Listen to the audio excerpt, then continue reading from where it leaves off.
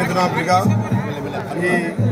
కాంగ్రెస్ ప్రభుత్వం 90 రోజులని యారుట పూర్వం చేస్తామని గతంలో మాటిచ్చి అంచెలంచెలుగా ఇప్పటికే గత సాంప్రదాయబద్ధంగా ఒక 5 పనులను ఇప్పటికే ఇంప్లిమెంట్ చేసినాం.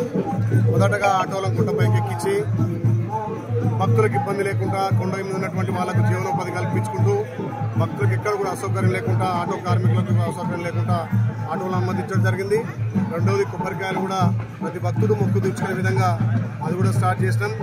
మూడవదిగా సనాతన ధర్మం ప్రతి ఒక్కరూ కొండపైన స్వామివారి సన్నిధిలో నిద్ర చేసే విధంగా సుమారు ఒక 1000 మంది నిద్ర చేసే విధంగా ఈరోజు డార్మెంటరాలతో పాటు వేసవిలో ప్రతి ఒక్కరు కూడా చలువ పందిరి కిందనే దర్శనం చేసుకుని చలువ పందిరి కిందనే క్యూలో వెళ్ళి దర్శనం చేసుకునే విధంగా ఇలా 66 లక్షలతోటి క్యూ కాంప్లెక్స్ సంబంధించి చలువ పందిరికి సంబంధించి శంకుస్థాపన చేయడం జరిగింది.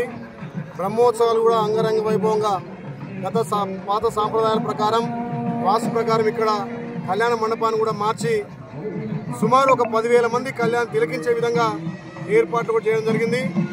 యారుట అభివృద్ధితో పాటు పాత సాంప్రదాయాలను కట్టుబాట్లను కూడా మళ్ళీ పునరుద్ధరించి యారుట పూర్వం చేస్తామని మాటిచ్చి ఒక్కొక్కటిగా ఇంప్లిమెంట్ చేయడం. ఇలా సంగీత భవనాన్ని కూడా ఓపెన్ చేసి భక్తులకు కానీ ఇక్కడ వచ్చే యాత్రికులందరూ కూడా ఆ సంగీత భవనంలో స్వామివారి కీర్తనలతో పాటు భజనలు కూడా ప్రారంభించడం జరిగింది. నిజంగా గత 15-20 సంవత్సరాల కింద ఉన్నటువంటి సాంప్రదాయాలన్నీ కూడా ఒక్కొక్కటిగా పునరుద్ధరించడం.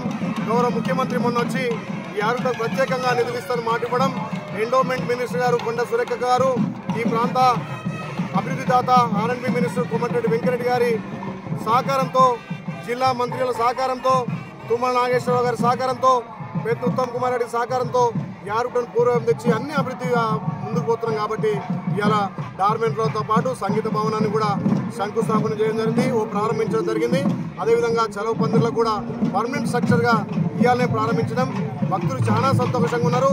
వీటితో పాటు వచ్చే భక్తులకు అన్ని విధాల సౌకర్యాలతో పాటు వాటర్ ఫెసిలిటీ, లాట్రిన్ ఫెసిలిటీ ఇక్కడ అన్ని విధాల వాళ్ళకు వసతి కల్పించి బ్రహ్మోత్సవాన్ని అంగరంగంగా వైభవంగా చేస్తున్నాం.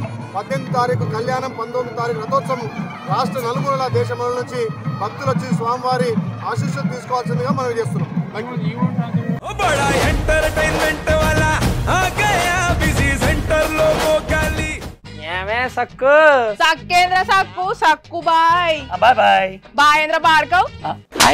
గిరాకొచ్చే టైం ఏంది? కస్టమర్లు వస్తున్నారు, రేడికల్ కస్టమర్లు వస్తున్నారు కదా, మాత్రం పొగరు ఉంటది. మరి తగ్గించేద్దాం పొగర్ని. డబ్బులు కట్టేస్తామేంటి కొంప తీసి? లేదు, కస్టమర్లు ఆపేద్దాం. పదా మరి మన బిజినెస్ స్టార్ట్ చేద్దాం.